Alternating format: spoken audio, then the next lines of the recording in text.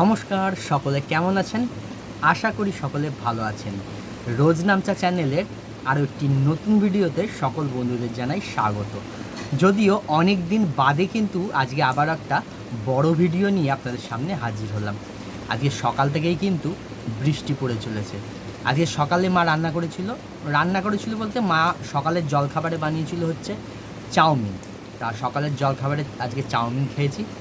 তো চলুন মা আজকে দুপুরে কি রান্না করছে সেটা দেখা যাক।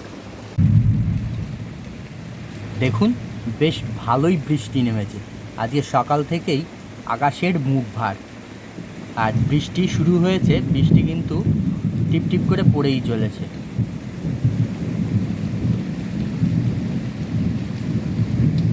ও মা, কি করছো মা দুপুরে?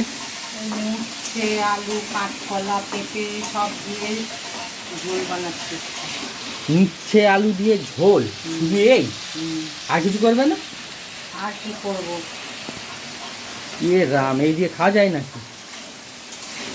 আরে না না, কাতলা মাছ নিয়েছি, কাতলা মাছের ঝোল করব। বাবা, কাতলা মাছের ঝোল করবে? ও আমার কাতলা মাছের ঝোল করো না, করো না, পোস্ত দিয়ে করো না কাতলা মাছ।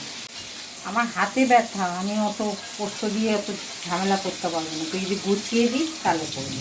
ঠিক আছে, আমি গুছিয়ে দেবো, হাতে হাতে করে দেবো।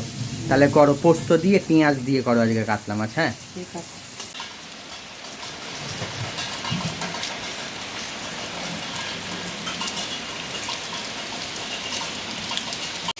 এই যে মা আগের থেকেই কাতলা মাছ ধুয়ে নুন হলুদ মাখিয়ে রেখে দিয়েছে। আমি জানতাম না, আমি ভেবেছিলাম শুধু ওই উচ্ছে আলু দিয়ে কলা দিয়ে ঝোল করছে।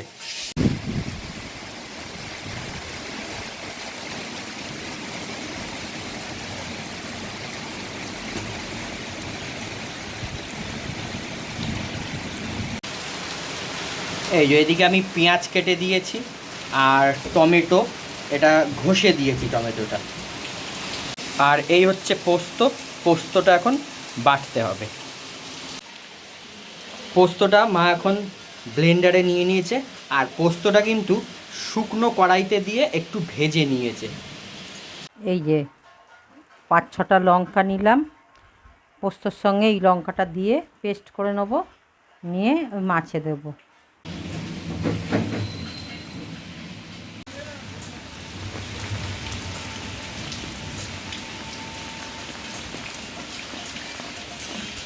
এই যে পোস্ত আর কাঁচা লঙ্কা বাটা হয়ে গেছে।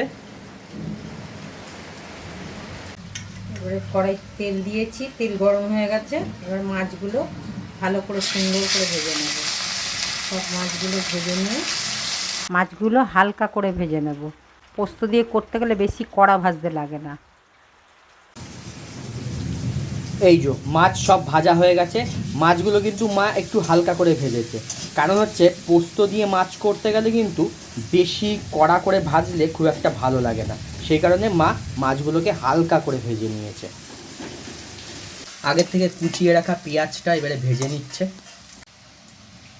পেঁয়াজটা ভাজা হয়ে গেছে, এইবারে ঘষে রাখা যে টমেটোটা ছিল সেই টমেটোটা দিয়ে দিচ্ছে।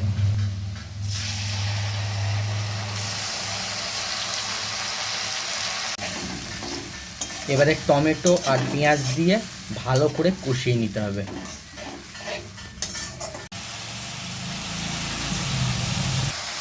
পেঁয়াজ আর টমেটোটা ভালো করে কষানো হয়ে গেছে। এবারে স্বাদ মতো নুন দিয়ে দিল, আর দিয়ে দিচ্ছে হলুদ গুঁড়ো।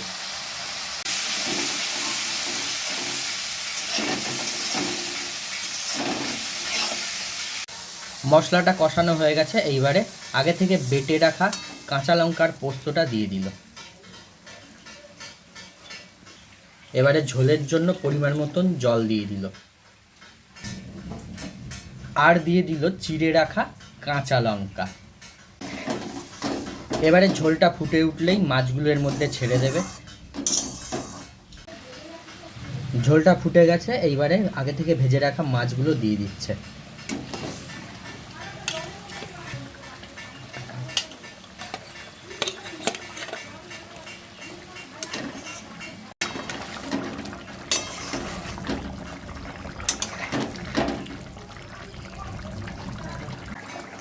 এবারে একটু কাঁচা সর্ষের তেল ছড়িয়ে দিল ওপর থেকে।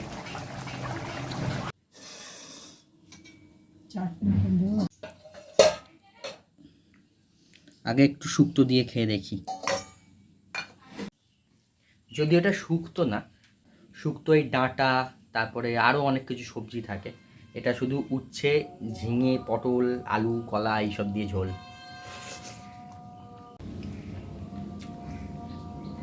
ভালোই হয়েছে। এইবারে আমার আবদারের সেই কাতলা পোস্তর তরকারি।